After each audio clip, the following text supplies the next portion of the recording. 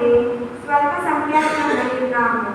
మా పాపాల వలన మేము వసించు తావులందరిలా మాకు అవమానం కలుగుచున్నది. మాకిప్పుడు రాజు కానీ ప్రవక్తలు కానీ నాయకులు కానీ లేరు. నీకు బలులు, దహన బలులు, కానుకలు, సామ్రాణి పొగ వేయటకు దేవాలయం లేదు. నైవేద్యం అర్పించి నీ మదన బయటకు తగిన తావు లేదు. మేము పశ్చాత్తాప హృదయంతో ప్రయాణికమైన మనసుతో నీ చెంతకు వచ్చింది. పొట్టేళ్లను, ఎడ్లను, బలసిన వేల మంది గొడ్డ పిల్లలను దహనబలిగా పొందొచ్చిన వారిని వలె నీవు మమ్మల్ని అంగీకరించు. నేడు మా పశ్చాత్తాపాన్ని బలిగా స్వీకరించు. మేము పూర్ణ మనసుతో నిన్ను అనుసరించుగాక. నిన్ను నమ్మిన వారు ఏనాటికి భంగపాటు పొందరు. మేము పూర్ణ హృదయముతో నిన్ను అనుసరించి నిన్ను పూజించి నీకు ప్రార్థన చేయదు. నీవు మమ్ము దయతో ఆదరణతో చూడు. మేము భంగపాటును పొందకున్నట్లు చేయము. నీ అద్భుత కార్యములతో నీవు మమ్ము రక్షించి నీ నామమునకు కీర్తి తెచ్చుకును. ఇది ప్రభు వాక్కు. ప్రత్యుత్తరికి అందరూ ప్రభు నీ కరుణను ప్రేమను నెత్తికి తెచ్చుకొను. ప్రభు నీ మార్గములను నాకు తెలియజేయను. నీ త్రోవలను నాకు ఎరిగింపుము. నన్ను నీ సత్యమునందు నడిపింపుము. నీవు నన్ను రక్షించు దేవుడవు కనుక నాకు బోధ చేయను. దినమంతయు నీ కొరకై వేచి ఉండును. అందరూ ప్రభు నీ కరుణను ప్రేమను నెత్తికి తెచ్చుకొను. ప్రభు చిరకాలం నుండి నీవు నా పట్ల చూపుచు వచ్చిన కరుణను ప్రేమను నెత్తికి తెచ్చుకొను. యవనమున నేను చేసిన పాపములను గుర్తుపెట్టకనుకును. నీ ప్రేమను బట్టి నీ మంచితనమును బట్టి నీవు నన్ను నెత్తి అందించుకును. అందరూ ప్రభు నీ కరుణను ప్రేమను నెత్తికి తెచ్చుకొను. ప్రభు మంచివాడు, దయావంతుడు. అతని పాపులకు తన త్రోవలను తెలియజేయు. వినయవంతులను సన్మార్గమును నడిపించు. దీనాత్మకు తన మార్గమును బోధించు. అందరూ ప్రభు నీ కరుణను ప్రేమను నెత్తికి తెచ్చుకొను. ప్రభు ఇట్లనుచున్నాడు, ఇప్పుడైనను మీరు పూర్ణ హృదయంతో నా చెంతకు మరలినట్టు నేను కరుణామయుడను, దయాపరుడను. ప్రభు మీతో ఉండుగాక, మీ ఆత్మతో ఉండుగాక. పునీత మత్తయి గారు రాసిన సువార్తలోని భాగము 18వ అధ్యాయము 21వ వచనం నుండి 75వ వచనం వరకు. ఆ సమయమున పేతురు యేసు యొద్దకు వచ్చి, ప్రభు, నా సహోదరుడు నాకు ద్రోహము చేయుచుండా నేనెన్ని పర్యాయములు అతన్ని క్షమింపవలను? 7 పర్యాయములా అని అడిగాను. అందుకు యేసు, 7 కాదు 7 పర్యాయములు అని సమాధానమిచ్చాను. ఏదైనా పరలోక రాజ్యము ఇట్లున్నది. ఒక రాజు తన సేవకుల నుండి లెక్కలు సరిచూచుకొని కోరెను. ఆ రాజు లెక్కలు చూచుకున్న ప్రారంభించగానే 1,000,000 వరహాల రుణసుకుడు అతని సముద్రములకు తీసుకుని రాబడిను. వానికి రుణము చెల్లించు శక్తి లేనందున రాజు వాని భార్యను, బిడ్డలను, వానికి ఉన్నదంతయును విక్రయించి ఆ రుణము తీర్పవలెనని ఆజ్ఞాపించెను. అప్పుడు ఆ సేవకుడు అతని కాళ్ళపై పడి, కొంత ఓపిక పట్టును, నీ రుణమునంతయు చెల్లిందును అని వేడుకొనెను. ఆ రాజు వానిపై దయచూపి అతనిని విడిచిపెట్టెను. వాని అప్పులు కూడా క్షమించెను. కానీ అదే సేవకుడు వెలుపలకు వెళ్ళి తనకు కొంత ధనము రుణపడి ఉన్న తన తోటి సేవకుల్లో ఒకరిని చూచి నీ అప్పు చెల్లింపుము అని గొంతు పట్టుకొనెను. ఆ తోటి సేవకుడు అప్పుడు సాగిలపడి కొంచెము ఓపిక పట్టిన నీ రుణమంతయు చెల్లింపును అని ప్రాధేయపడింది. అందులకు వాడు అంగీకరింపక రుణము తీర్చు వరకు వారిని చెరసాలలో వేయించెను. ఇది చూచిన తోటి సేవకులు ఎంతో బాధపడి జరిగినదంతయు తమ యజమానులకు వెలిగించేది. అప్పుడు ఆ యజమానుడు వారిని పిలిపించి, నీచుడా, నీవు నన్ను ప్రార్థించుటచే నీ రుణమంతయు క్షమించితిని. నేను నీ పట్ల దయచూపినట్లు నీవు నీ తోటి సేవకునిపై దయచూపవలదా అని మండిపడి బాకీనంతయు చెల్లించు వరకు వారిని తలారులకు అప్పగించెను. కనుక ఈ విధముగా మీలో ఒక్కొక్కడు తన సోదరుని హృదయపూర్వకంగా క్షమింపని ఎడల పరలోకమందలి నా తండ్రియు మీ ఎడల అటులని ప్రవర్తించును. ఇది క్రీస్తు ప్రభుని సువిశేషము. క్రీస్తువా మీకు స్తుతి కలుగును గాక.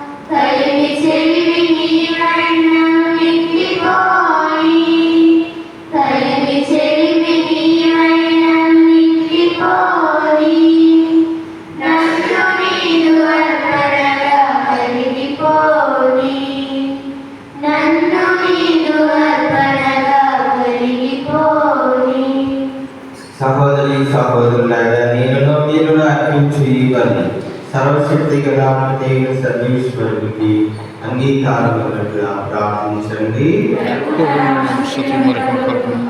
ప్రయోజనం కొరకును ఈ పవిత్ర శ్రీసేవ ప్రయోజనం కొరకును ఈ కరముల ద్వారా ఈ బలి స్వీకరించుగాక. మా ప్రభు అయిన ఓ సర్వేశ్వర, రక్షణదాయకమైన ఈ బలి మా అపరాధములన్నిటినీ కడిగివేయుగాక. తద్వారా మా జీవితములు నీ సర్వశక్తికి ప్రీతిని కలిగించు బలి అర్పణలుగా రూపొందినట్లు అనుగ్రహింపుము. మా ప్రభు అయిన క్రీస్తు ద్వారా ఈ మనవి చేయుచున్నాము. మీ ఆత్మతో ఉండుగాక. నీ మనస్సులను ఉన్నతములకు త్రిప్పుము. ప్రభువైపు తిప్పి ఉన్నాము. దేవుడైన ప్రభువునకు కృతజ్ఞత తెలుపుదాము. కృతజ్ఞత తెలుపుట యుక్తము న్యాయము. ప్రభువైన దేవా, పావన పిత, సర్వశక్తి కలిగిన సర్వేశ్వర, మేము ఎల్లప్పుడూ ఈ చోటును నీకు కృతజ్ఞతావందనములు మా ప్రభువైన క్రీస్తు ద్వారా చెల్లించుట యుక్తము, న్యాయము, ధర్మము, రక్షణదాయకము. ఏదైనా మేము నిగ్రహముగా జీవించుచు నీకు కృతజ్ఞత తెలుపవలేమని నీవు చిత్తగించితివి. ఈ విధముగా పాపపూరితమైన మాలోని అహంభావమును విడనాడి నీవు మమ్ము కనికరముతో ఆదరించినట్లే మేము కూడా నిన్ను కోరి అవసరంలో ఉన్న పేదలను బాధితులను జాలితో ఆదరింపగలుగునుగాక. కావున అగణిత దూతులతో అనేకమై మేము స్తుతి గీతములతో నిన్ను కనపరచుట ఎట్లనగా సర్వేశ్వరుడు పవిత్రుడు పవిత్రుడు పవిత్రుడు పరలోకము భూలోకము నీ మహిమతో నిండి ఉన్నవి. మహోన్నతమున హోసన్నా, ప్రభు నామమున వచ్చేవారు ధన్యులు. మహోన్నతమున హోసన్నా.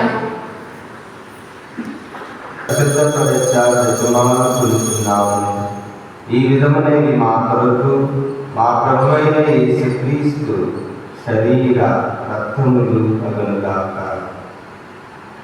ప్రభువు శిలువ శ్రమలకు తనను తాను ఇష్టపూర్తిగా అప్పగించుకున్నప్పుడు అప్పమునందుకుని నీకు కృతజ్ఞతావందనములు చెప్పి స్తుతించి త్రుంచి శిష్యులకు చెప్పి మీరందరూ దీనిని తీసుకుని భుజించును. ఏదైనా ఇది మీ కొరకు అప్పగింపబడుతున్న నా శరీరము.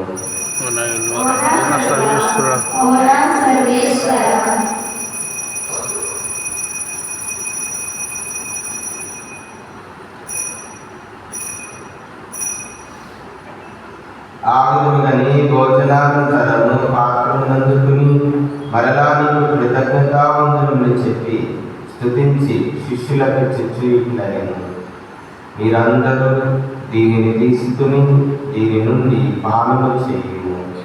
ఏదైనా ఇది నూతన నిత్య నిబంధన యొక్క నా రక్తపు పాత్రను, ఇది మీ కొరకును అనేకుల కొరకును పాప పరిహారములకై తాగబోయబడును.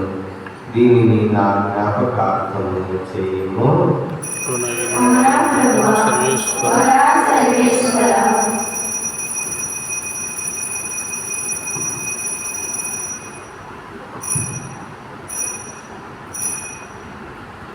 ఇది విశ్వాస రహస్యము.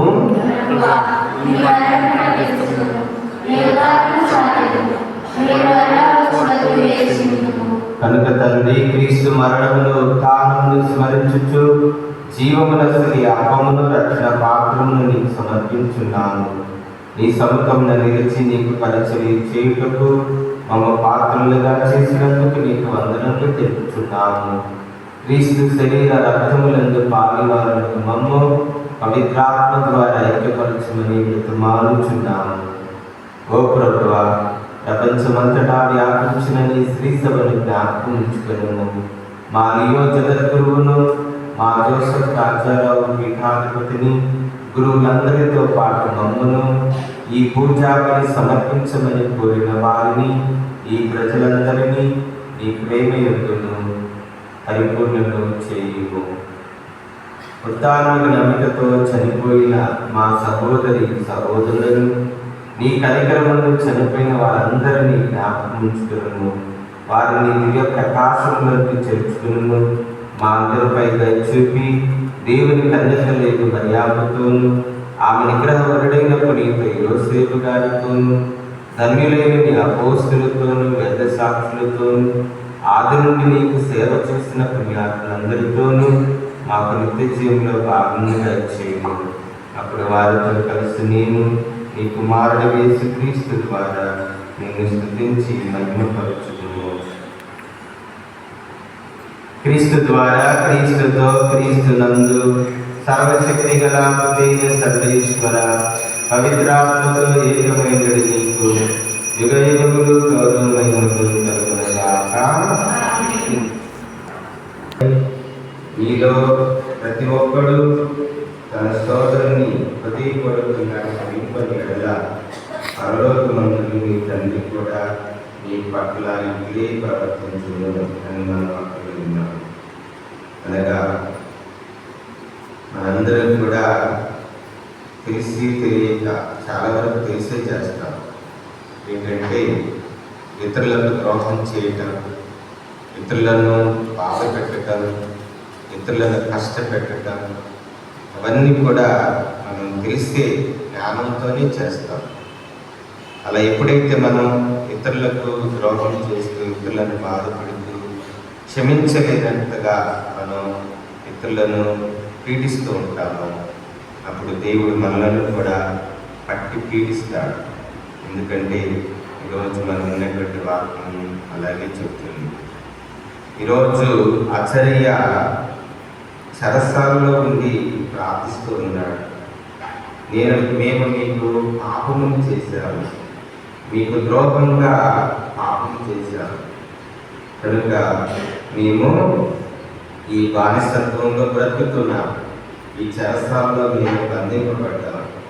కానీ నీకు కరుణామయుడు దయచూపు వాడు కనుక ఈ నిబంధనలను జ్ఞాపకం చేసుకుని అద్భుత కార్యములు చేసి మమ్మలను రక్షించుము అని చెప్పి అసలైన ప్రార్థన చేస్తూ ఉన్నాడు. అలాగే ఈరోజు కీర్తనలో మనం విన్నాం, చిరకాలం నుండి నీవు నా పట్ల చూపిన ప్రేమను కరుణను వ్యక్తికి తెచ్చుకున్నాను. ఒకటి మనం చిన్నప్పుడేమో తెలియచేసి ఉంటాం, కొంచెం జ్ఞానం వచ్చిన తర్వాత తెలిసే చేసుకున్నాం. అయినా కూడా దేవుడు చిరకాలం నుండి నీ పట్ల నా పట్ల మనందరి పట్ల ఆయన ప్రేమను కరుణను దయను చూపుతూనే ఉన్నాడు. కానీ మనం మాత్రం ఇతరుల పట్ల ఆ ప్రేమను కరుణను దయను చూపలేకుండా కఠినంగా ప్రవర్తిస్తున్నాం. అందుకే ఈరోజు శివాలయంలో పడుకున్నాడు, నీచుడా నేను నీ పట్ల దయచూపినట్టే నీవు నీ తోటి వారి పట్ల దయచూపగలదా అని చెప్పి ఆ సేవకుని పట్టుకుని చెరసాలలో బంధించాడు. కనుక కదా ఈ తపస్సు కాలంలో మనందరం కూడా నిజమైన హృదయ పరివర్తన అంటే ఇందువలే ఈ తోటి వారిని ప్రేమించటం, వారి పట్ల దయ చూపటం, కనికరం చూపటం అనేది దేవుడు మనకి కోరుకుంటున్నాడు. అప్పుడే నిజమైన బలి అర్పణగా దేవుడు మనం అర్పించేటువంటి అర్పణలను, ప్రార్థనలను, బలులను స్వీకరించి మనల్ని ఆదరణతో చూస్తాడు. క్షమాపణాన్ని, దయాగుణాన్ని మనం కూడా దయచేయమని ప్రార్థించేది. దివ్యబలి పూజ క్షమకు, దయకు చిహ్నం. ఈ దివ్యబలి పూజ క్షమకు, దయకు, ప్రేమకు చిహ్నం. ఈ దివ్యబలి పూజలో మనం పొందేటువంటి ఈ దయ, క్షమ, ప్రేమ మన నిజ జీవితంలో మన తోటి వారి పట్ల దాన్ని ప్రదర్శించాలి. అప్పుడే ఈ బలి పూజ యొక్క అర్థం, పరమార్థాన్ని మనం అర్థం చేసుకున్న వాళ్ళు ఉంటాం. ఈ దివ్య బలి పూజ అటువంటి ప్రేరణను మనకు దయచేస్తుంది, ఆ ఆత్మలో మనలను నడిపిస్తుంది. ఈ దివ్య బలి పూజలో పాల్గొన్న అందరం కూడా దేవుడు మనకి ఇచ్చినటువంటి ఆ క్షమను జరిగిన ఒకరినొకరు పంచుకుని ఆ దేవుని విధంగా జీవించడానికి ప్రయత్నించేద్దాం. అందుకు కావలసిన ధైర్యాన్ని, క్షమించాలంటే ధైర్యం కావాలి, క్షమించాలంటే త్యాగం కావాలి, క్షమించాలంటే నిన్ను నీవు తగ్గించుకోవాలి. అప్పుడే మనం క్షమించగలుగుతాం. అప్పుడే మన ఇతరుల పట్ల మనం దయను ధైర్యాన్ని, త్యాగమును, తగ్గింపుతనాన్ని, మనలో ఉన్నటువంటి అహంభావాన్ని, గర్వాన్ని విడినాడినప్పుడే ఆ దయా ప్రేమ అనేది మనలో కలుగుతుంది. అటువంటి విశ్వాసాన్ని, మంచి క్రైస్తవ జీవితాన్ని ప్రభు దివ్య బలి పూజ ద్వారా, దివ్య సప్తసార స్వీకరణ ద్వారా ప్రసాదించిందని వేడుకుంటూ ఈ దివ్య బలి పూజ సమర్పించమని కోరిన వారి ఉద్దేశాలను ఆశీర్వదించమని ప్రార్థన చేస్తూ పరలోక ప్రార్థనని భక్తిగా చెప్పుకుంటాం. పరలోకమందున్న నా తండ్రి, నీ నామము పూజింపబడుగాక, నీ రాజ్యము వచ్చుగాక, నీ చిత్తము పరలోకమందు నెరవేరినట్లు భూలోకమందు నెరవేరుగాక. నానాటికి కావలసిన మాయను మాకు నేర్పించు, మా యథార్థమైన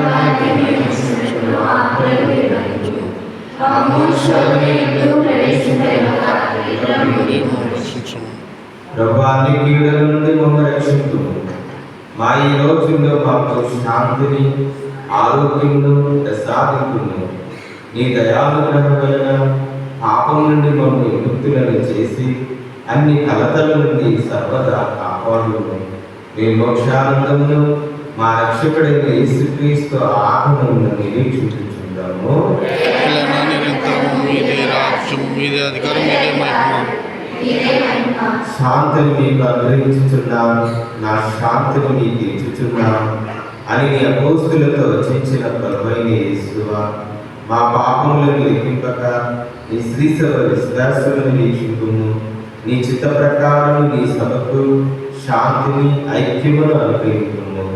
యుగ యుగములు జీవించుచు పరిపాలించు ప్రభువా. ఆమేన్. ప్రభుని శాంతి ఎల్లప్పుడూ మీ అందరితో మీ ఆత్మతో ఈశ్వరుని గొర్రెపిల్ల, ఇదిగో లోకము యొక్క పాపములను పరిహరించని ప్రభువు. ఈ గొర్రెపిల్ల విందుకు పిలువబడిన వారు ధన్యులు. ప్రభువా, ప్రవేశించడం పాత్రలు కాదు, కానీ మీరు ఒక మాట పలికినా ఆత్మ స్వస్థత పొందును.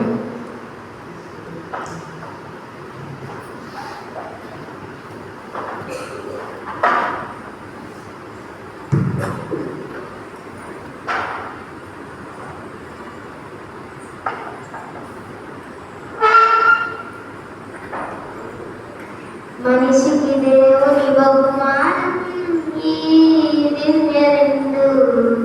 వేగమెరండి జనులారా ఈ విందుకు, ప్రభు ప్రేమ పొందుకు. ఈ విందుకు ప్రభు ప్రేమ పొందుకు. మనిషికి దేవుని బహుమానం ఈ దివ్య విందు. వేగమెరండి జనులారా